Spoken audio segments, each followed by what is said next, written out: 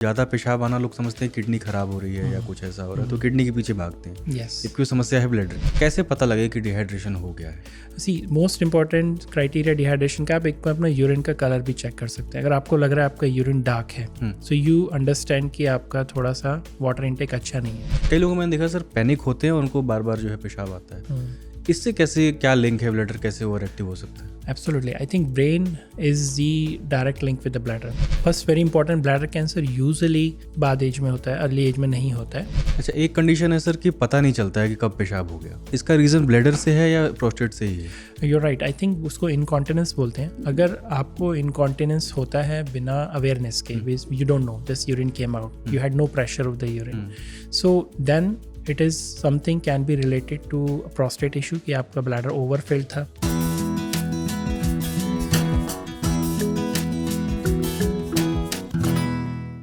Hello नमस्कार, मेरा नाम है अतुल। आप सुन और देख रहे हैं हमारा weekly health show hello doctor, जहां हम हर हफ्ते किसी न किसी आम मगर अहम समस्या पर डॉक्टर से खुलकर बात करते हैं।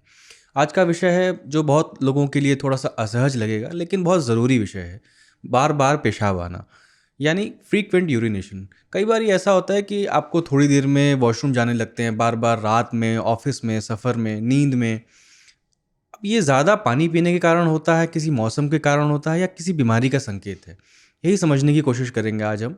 हमारे साथ हैं डॉक्टर पंकज पंवार, जाने माने urologist.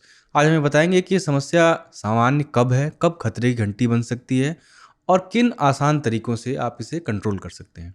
Welcome sir. Thank you sir, हमने आज का टॉपिक चुना फ्रीक्वेंट यूरिनेशन, और अभी मौसम बदल रहा है और कई लोग इस समस्या से, ये सिम्टम उनको आने शुरू हो गए हैं मौसम की वजह से। बार बार पेशाब आना, अगर ये इसके कारण तो बहुत सारे हैं, अगर आप कुछ मुख्य कारण बता सकें कि जो मतलब बीमारी तो है, ठीक है, बीमारी के अलावा भी अगर कोई कारण हो तो। यस, सो बार बार पेशाब आना मतलब उसको बोलते हैं ओवर एक्टिव ब्लैडर। और इसमें मुख्य सिम्टम जो आपने बताया होता है अर्जेंसी, विच मीन्स कि आपको एकदम से यूरिन जाना पड़ेगा, आप कंट्रोल नहीं कर पाते। दूसरा होता है फ्रीक्वेंसी, कि बार बार दिन में मोर देन 8 टाइम्स आपको यूरिन दिन में जाना पड़ रहा है। और एक बहुत इंपॉर्टेंट होता है रात को बार बार उठना पेशाब करने के लिए, 1 से 2 टाइम ज़्यादा बार। अब ये सिम्टम्स जिसको हैं उसके इसको ओवर एक्टिव ब्लैडर के यूजुअली कारण बहुत सारे होते हैं, ये वेरी कॉमन प्रॉब्लम है ये। और जो मेन कारण होते हैं वो sometimes with age it can happen in the man and women, but ये नॉर्मल पार्ट ऑफ एजिंग नहीं है, but it with the age ये इंक्रीज होता है। वुमेंस में पोस्ट मेनोपॉजल हार्मोन डेफिशिएंसी के कारण ये सिम्टम्स आते हैं। Plus then there are certain medications which can trigger these kind of symptoms, like diuretic कोई ले रहा है या कोई और मेडिसिन है जो ब्लैडर इरिटेट करती हैं। The other thing is most of the cases it can be idiopathic, जिसमें कोई कारण नहीं पता, ब्लैडर मसल की ओवर एक्टिविटी है एंड दैट इज़ कॉजिंग कि ये आपको सिम्टम्स हो रहे हैं। अच्छा। फिर होते हैं आपकी कुछ मेडिकल इलनेसेस, जैसे डायबिटीज़ हो गया, या आपको कोई और मेडिकल इलनेस है जिसकी वजह से आपको ब्लैडर इरिटेट हो रहा है and then you are going neurological issues होते हैं, उसमें भी आपको ओवर एक्टिविटी हो सकती है। स्ट्रेस में भी? हाँ, स्ट्रेस में भी। I mean stress anxiety is one reason कि आपका bladder pathway can get affected और उससे आपको ब्लैडर की हाइपर सेंसिटिविटी होती है। सो मेनली ये कारण होते हैं। और सबसे कॉमन है ये बिना किसी, people are drinking more water, suppose somebody is drinking lot of water before going to bed, then they will have symptoms like this, getting up in the night quite a lot. कोई बहुत ज़्यादा caffeine ले रहा है, और जो sweetener, artificial sweetener होते हैं, फिजी ड्रिंक्स होते हैं, they also can irritate the bladder and cause these kind of symptoms. मतलब आप ये कह रहे हैं कि ब्लैडर की ही समस्या है, किडनी की समस्या नहीं है? नहीं, आई थिंक ब्लैडर की समस्या है कम्प्लीटली, किडनी से इसका कोई लिंक नहीं है। क्या किडनी की बीमारी में भी बार बार पेशाब आता है? वेरी अनलाइकली, क्योंकि दोनों ऑर्गन्स काफ़ी सेपरेटेड हैं। बट येस, कुछ कंडीशंस में जैसे किडनी में यूरिन ज़्यादा बनता है, पॉलीयूरिया जिसे बोलते हैं, तो ये सिम्टम्स उसको मिमिक कर सकते हैं, but they will not be a primary bladder problem. मतलब बिल्कुल उल्टा है, आप कह रहे हैं कि जैसा ज़्यादा पेशाब आना लोग समझते हैं किडनी खराब हो रही है या कुछ ऐसा हो रहा है तो किडनी के पीछे भागते हैं। यस, जबकि समस्या है ब्लैडर की। Yes, absolutely. अच्छा, कितना पानी पीना चाहिए किसी को, या ज़्यादा पानी पीना?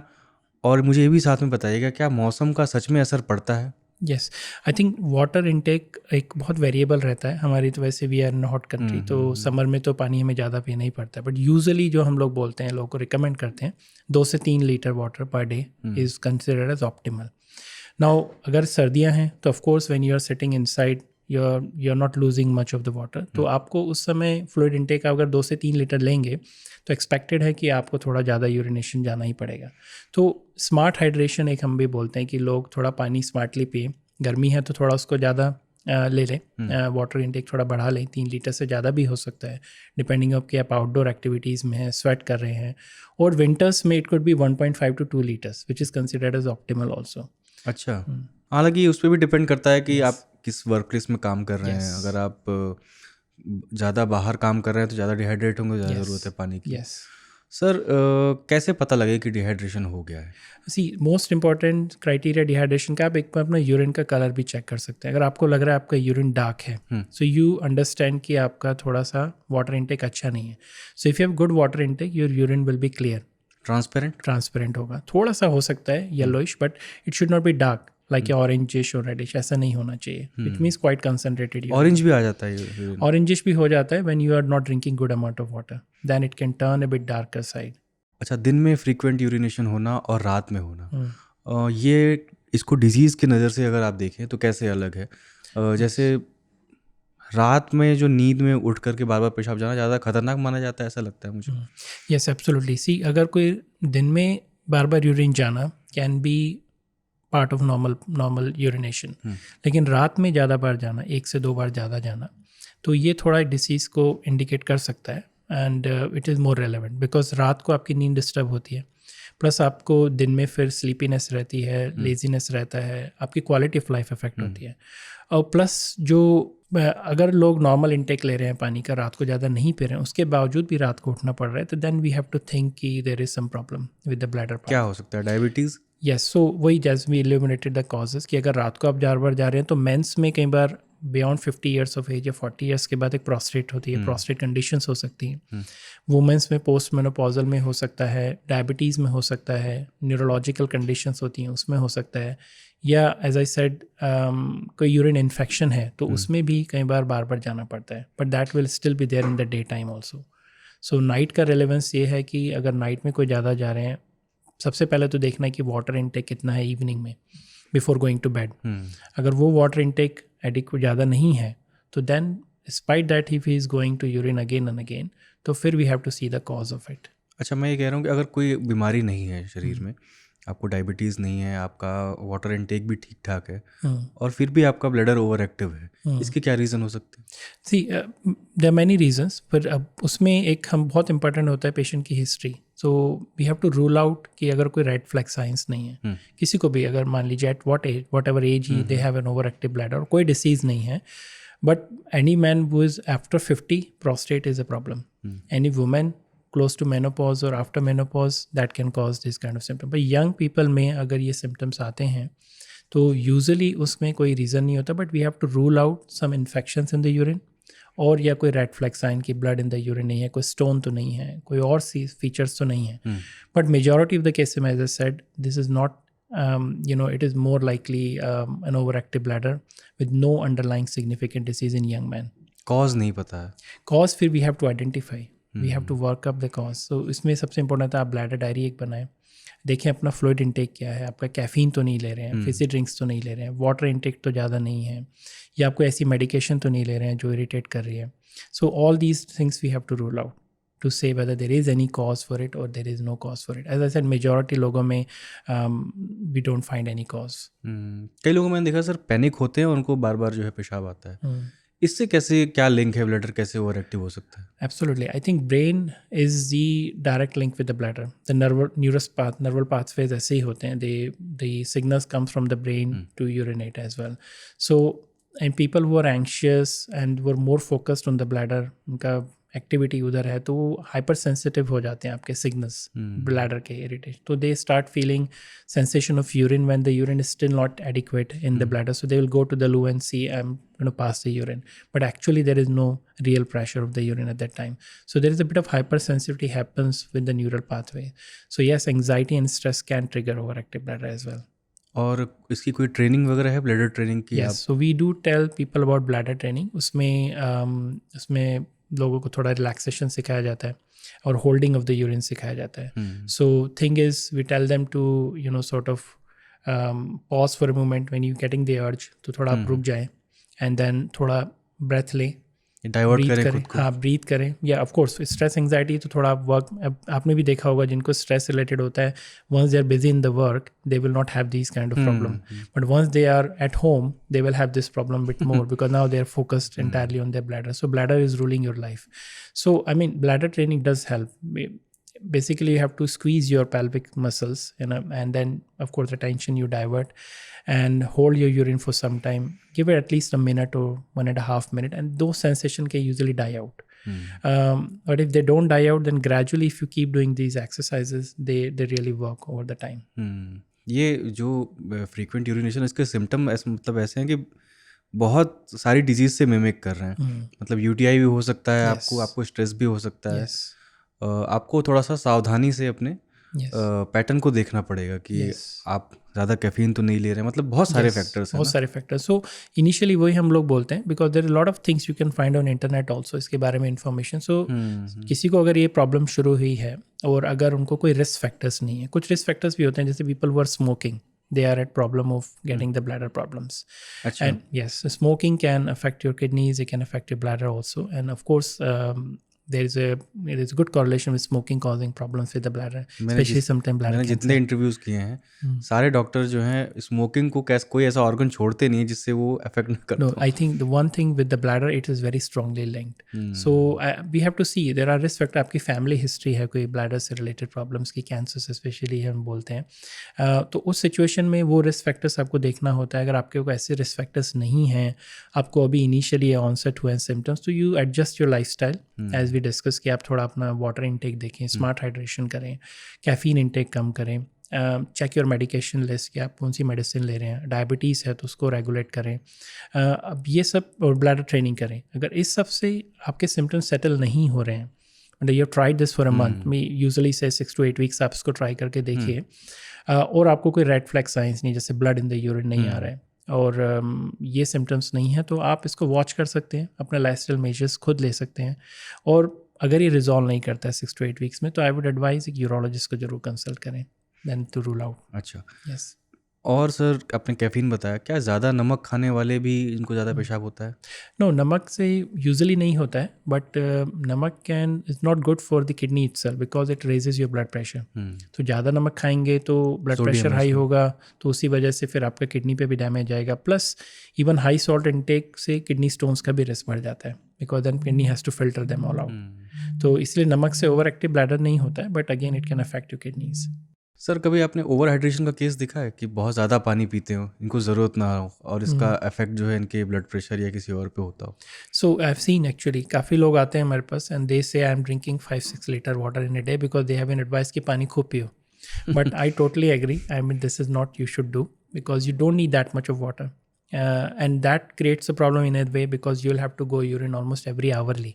बिकॉज आप इतना पानी पियेंगे तो किडनी उतना ही निकालेगी। Same happens in the night, they will have to get up in the night also. If your kidney function is normal, आपका हार्ट फंक्शन नॉर्मल है, आपको कोई हार्ट इश्यूज़ नहीं है, किडनी ठीक है, तो यूजुअली ओवर हाइड्रेशन से प्रॉब्लम नहीं होगा बिकॉज किडनी वो सब निकाल देगी। Only your bladder will become a problem for you, that is the only thing. So हाँ, पर अगर आपकी किडनी फंक्शंस थोड़े deranged हैं और if you have an heart issues, then I would not advise you to overhydrate because then it can impact your heart function, also it can impact your kidney function, kidney की filtering ability limited होती है फिर। So then कुछ लोग कहते हैं sir मुझे सफ़र में बहुत ज़्यादा पेशाब आता है, कहीं मैं ट्रैवल करता हूँ तो वैसे नहीं आता है, तो क्या ये भी साइकोलॉजिकल रीज़न है या कुछ इसमें भी ब्लैडर के कुछ इस तरह की जो आप बता रहे हैं सिग्नल जाते हैं और वो ओवर एक्टिव हो जाता है उस टाइम पे? It could be psychological because अगर अदरवाइज नहीं होता है तो maybe as I said, जो हम बात कर रहे थे पहले, स्ट्रेस एंजाइटी, कोई ट्रैवल रिलेटेड किसी को रहता है कि आई एम ट्रैवलिंग नाउ, अब मेरा ब्लैडर ट्रिगर करेगा, so it becomes a cycle, so they start thinking कि I am travelling, I need a loop near by to me, so maybe that can trigger also. Plus, you have to see what you're drinking before travel and during the travel. If you're drinking a lot of water during the travel or before the travel, then you will probably have this problem as well. But isolated as happening in the travel is unlikely to be a problem. It's more likely to be psychological problems. Or, of course, sometime the kind of travel you are doing, suppose you have a lot of bumpy rides, then it can, sort of trigger those kind of bladder reactions also. But it is likely situational overactive bladder rather than a proper overactivity. तो अगर sir मान लीजिए diabetes है और उसके कारण से आपको जो है ज़्यादा पेशाब आ रहा है, तो क्या उस समय डायबिटीज़ मतलब एडवांस स्टेज पे पहुंच चुकी है, या प्री डायबिटीज़ में भी ऐसा होता है, फ्रीक्वेंट यूरिनेशन का सिम्टम आता है? Yes, I think it can happen in pre-diabetes also, but diabetes में अगर ओवर एक्टिविटी ब्लैडर है तो it doesn't mean it is an advance stage, but it can indicate कि आपकी डायबिटीज़ कंट्रोल अच्छा नहीं है, because diabetes can affect the muscles, the nerves of the bladder as well, and at the advanced stage it can affect the muscles of the bladder as well. So over activities probably could indicate that आपका diabetes control अच्छा नहीं है. तो in that situation you have to really check your blood sugar levels कि आपका diabetes कितना है, अभी कंट्रोल अच्छा चल रहा है कि नहीं चल रहा है, और अच्छा नहीं है तो reducing the blood sugar back to normal can actually help control your overactivity as well. क्या सर ब्लैडर में अगर कोई इन्फेक्शन हुआ है, जैसे यूटीआई में तो ट्रैक्ट का इन्फेक्शन है, वो ब्लैडर का तो है नहीं, अगर ब्लैडर में इन्फेक्शन है फिर भी आपको फ्रीक्वेंट यूरिनेशन हो सकता है? हाँ, so bladder is a part of urinary tract and most of the infection happens in the bladder. Urine में जितने भी इन्फेक्शंस होते हैं वो ब्लैडर में ही होते हैं इनिशिएट. तो यूटीआई तो ट्रैक्ट का है ना, लेकिन हाँ, UTI is urinary tract infection, मतलब कि tract ranges from kidney all the way to your tip of penis or in the urethra till end. So the whole of this is a tract, and then the main part of the tract is your bladder. Why? Because bladder is the storage organ where you आपका urine store रहता है.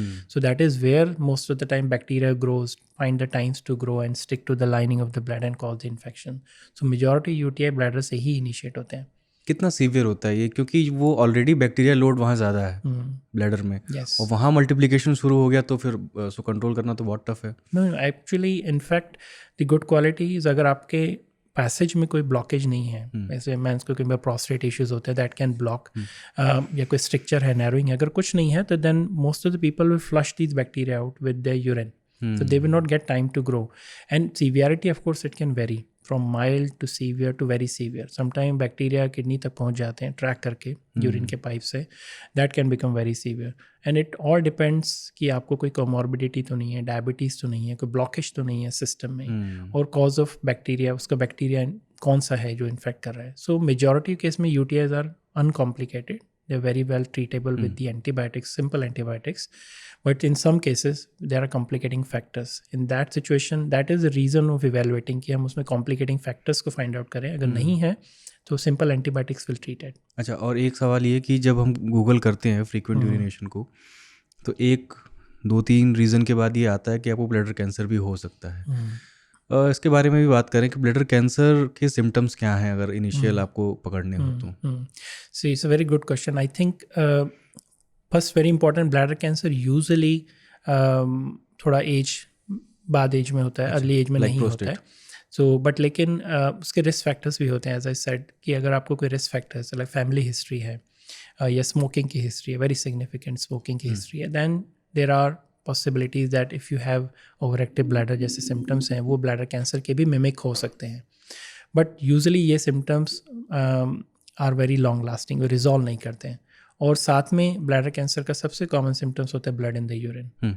अगर आपको कोई भी blood in the urine है, either when you see the blood और there is a microscopic examination of your urine, एक रूटीन एग्जामिनेशन जो हम करते हैं, या तो उसमें ब्लड आ रहा है. दोनों भी सिचुएशन में, दोनों में अगर ब्लड आ रहा है या तो विजिबल है या नॉन विजिबल है, दोनों ही सिचुएशन में इसको फर्दर इन्वेस्टिगेट करना पड़ता है, depending upon the age also and depending upon the risk factors also. So usually we say beyond 45 years the causes starts, but it's not that we should not ignore it. If you are a smoker, very heavy smoker, and you have a family history, then it can come at any age. But the symptoms you have to watch is the blood in the urine, and also sometime like overactive bladder symptoms जो settle नहीं हो रहे हैं. Urine में blood आना थोड़ा late signal भी है ना? Not in the bladder cancer. In fact, in bladder cancer, it's an early signal. अच्छा. Yes. And also, as I said, it could be visible or non-visible. तो अगर वो तो जैसे आपको कोई symptoms हैं, आपने यूरिन टेस्ट कराया, उसमें माइक्रोस्कोपिक में हमें ब्लड दिख गया. So that could also be one way to initiate कि हम फर्दर टेस्ट करें टू रूल आउट कि ब्लैडर कैंसर पॉसिबिलिटी है कि नहीं है. तो जो हम फुल बॉडी चेकअप कराते हैं उसमें यूरिन आरएम भी करा लेना चाहिए. हाँ, यूरिन आरएम होता ही है उसमें. I think it's a part of, because उसमें आपका प्रोटीन से लेके आपका WBC, इन्फेक्शन मार्कर से लेके सब कुछ होता है यूरिन में. They test for everything, also the RBCs in the urine. So there are lot of RBCs in the urine without any evidence of infection, that would point to something else rather than as an infection. But as I said, infection can also lead to blood in the urine. पथरी में भी तो RBC पथरी में भी आ सकता है. So all those things we have to rule out.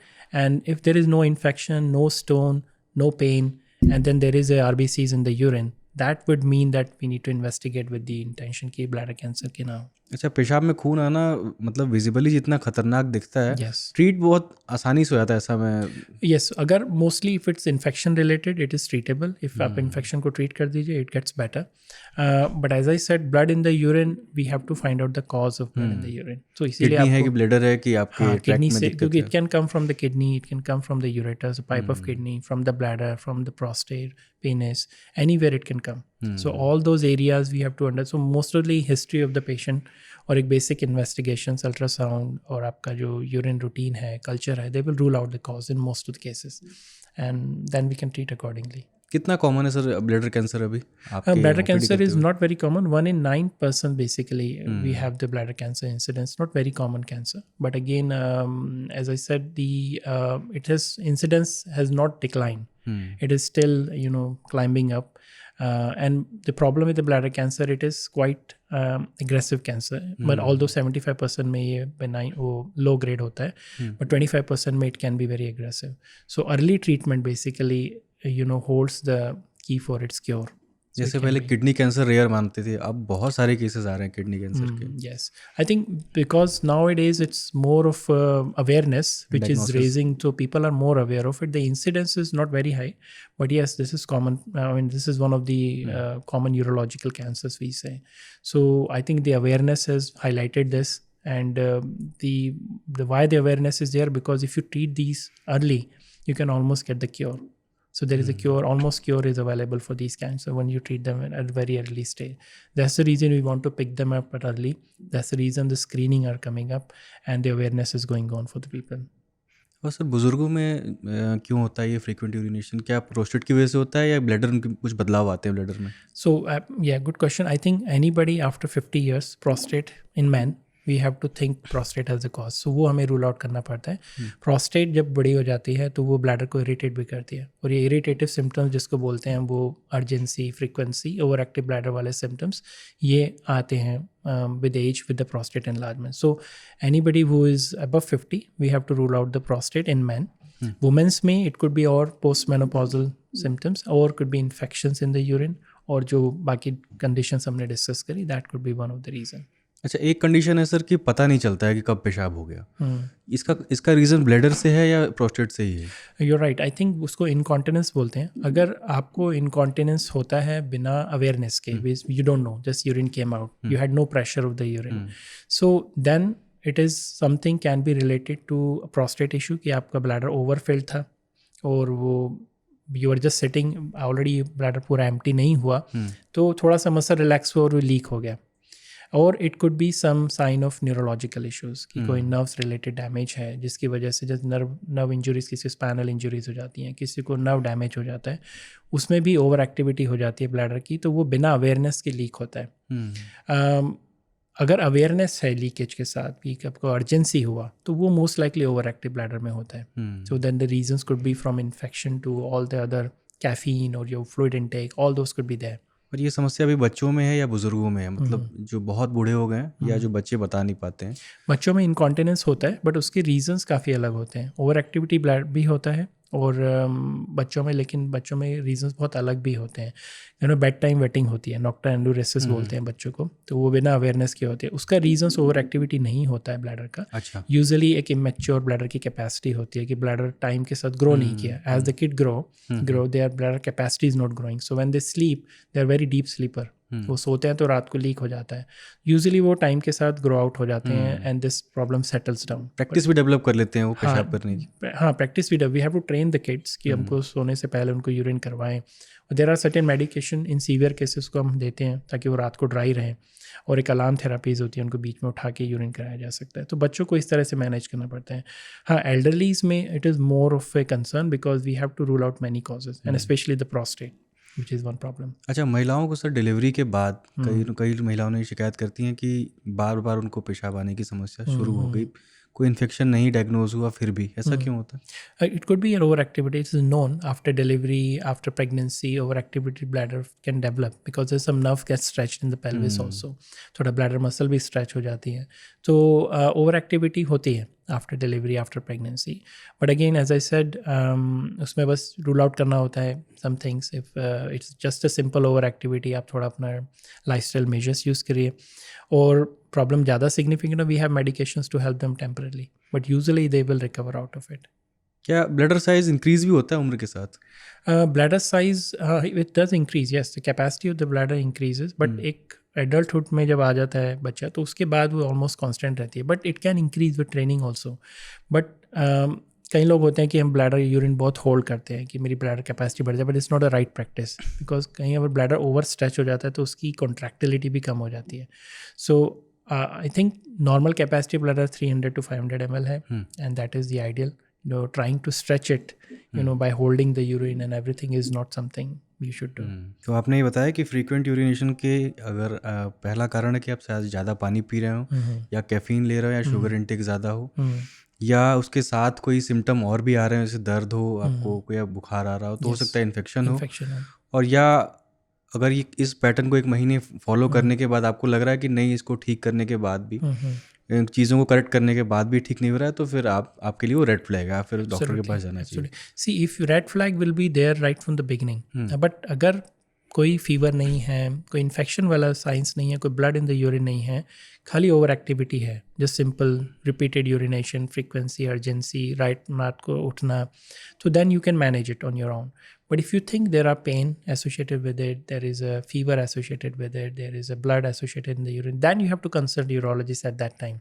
So you don't delay it then. I would say to consult immediately, because then we have to rule out certain things. So simple overactive bladder where uncomplicated situation is there, you can manage with lifestyle measures, see how things move. और एक bladder diary भी होता है, आप बना सकते हैं, उससे आपको पता लग जाता है आपने कितना यूरिन पास किया, आपने कितना फ्लूइड लिया और क्या टाइप का फ्लूइड लिया, कितने टाइम आपको अर्जेंसी आई, कितना आपको लीक्स हुआ. सो आप एक डायरी बना के खुद भी देख सकते हैं 3 days के लिए कि वो पैटर्न क्या है, and then when you visit the doctor you can bring it, and it does really help a lot.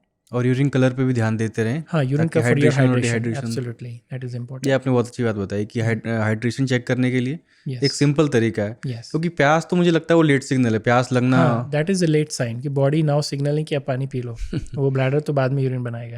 So I think the urine पहले, मतलब body is constantly making the urine, but the colour of urine will tell you before. Thank you sir. मुझे लगता है कि हमने सारे सवालों को टच किया, और बहुत सारे मिथ थे दिमाग में. पहला तो यही था लोगों के, मेरे भी था कि पेशाब आना बार बार किडनी की समस्या नहीं है, और किडनी की समस्या हो भी सकती है, ये भी दोनों इससे लिंक हैं. और जो ओवर हाइड्रेशन जो है, इससे भी आपको हो सकता है, और आपको हो सकता है कि डायबिटीज़ हो, कई सारी दिक्कतें होती हैं. बस आप अवेयर रहें अपने पेशाब को, उसकी टाइमिंग को लेकर के, कलर को लेकर के. शुक्रिया आने के लिए sir. Thank you so much.